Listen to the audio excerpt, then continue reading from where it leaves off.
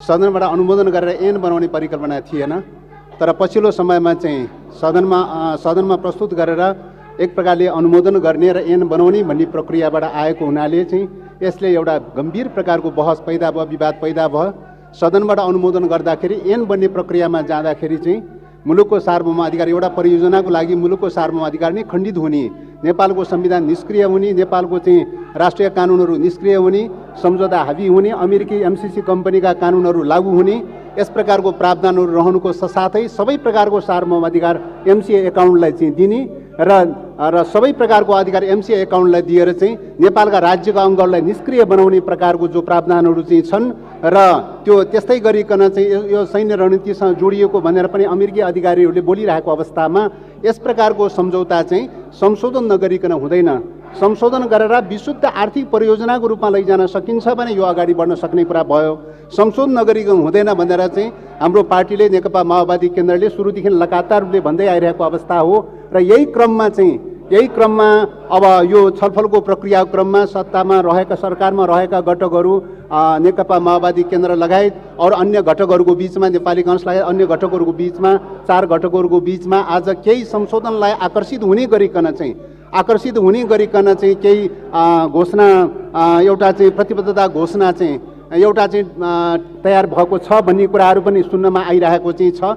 यद्यपि त्यो घोषणा सबै आइसकेको, सार्वजनिक भइसकेको त छैन, तर त्यो घोषणा सुन्न आइरहेको चाहिँ छ। दलहरूको बिचमा सहमति भएको छ, घोषणा संशोधनलाई आकर्षित गर्ने गरिकन घोषणा भएको छ भन्ने कुरा चाहिँ छ।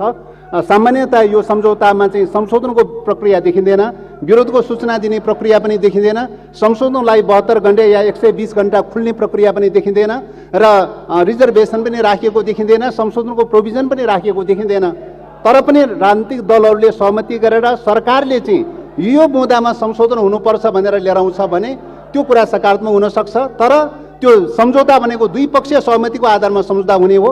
द्विपक्षीय सहमतिको आधारमा हामीले गरेको घोषणा चाहिँ, हाम्रो संसदले गरेको घोषणा चाहिँ एमसिसी कम्पनीलाई स्वीकार्य हुन्छ हुँदैन चाहिँ भन्ने एउटा प्रश्न छ।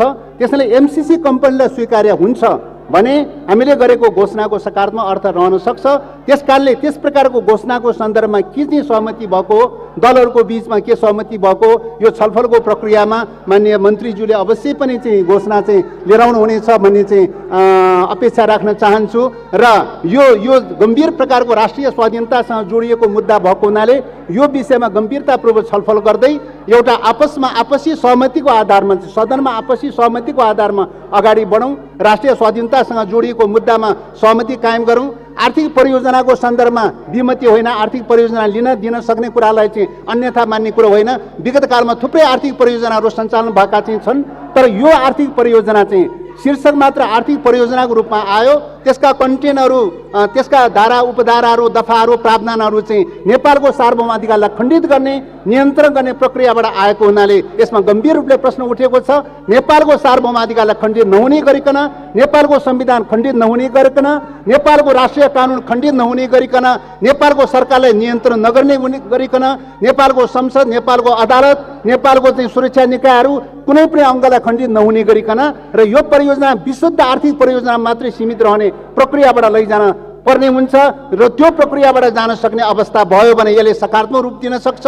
अन्यथा नेपालको सार्वभौम अधिकार आर्थिक परियोजनाको नाममा नेपालको सार्वभौम अधिकार खण्डित गर्ने प्रक्रियाबाट गयो भने नेपालको स्वाधीनतामाथि गम्भीर सङ्कट पैदा हुनेछ।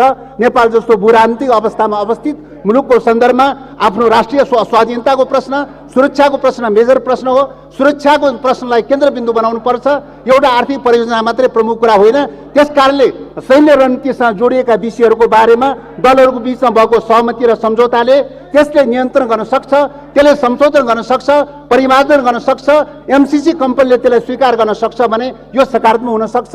त्यसकारणले फर्स्ट अफ अल चाहिँ यो छलफलको प्रक्रियाको क्रममा 5 दलको बिचमा, 4 दलको बिचमा के सहमति भएको त्यो पनि माननीय मन्त्रीज्यूले ल्याउनु हुनेछ र त्यो ल्याइसकेपछि दुईटै जोडेर चाहिँ सामूहिक दुईटै प्रस्तावलाई सँगसँगै चाहिँ छलफलको प्रक्रियामा अगाडि लैयोस् र नियमावली अनुसार चाहिँ यो के अरे प्रतिनिधि सभा सञ्चालन सम्बन्धी कार्यविधि नियमावली अनुसार नै प्रस्तावको रूपमा अगाडि बढाइयोस्। संशोधन लगायतका प्रक्रियाहरू खुलाइयोस्, 72 घण्टे अथवा 120 घण्टे संशोधनको प्रक्रियाबाट अगाडि बढाइयोस् भन्ने आग्रह गर्दै मैले राख्नुपर्ने कुरा यहीँ टुङ्ग्याउन चाहन्छु। धन्यवाद।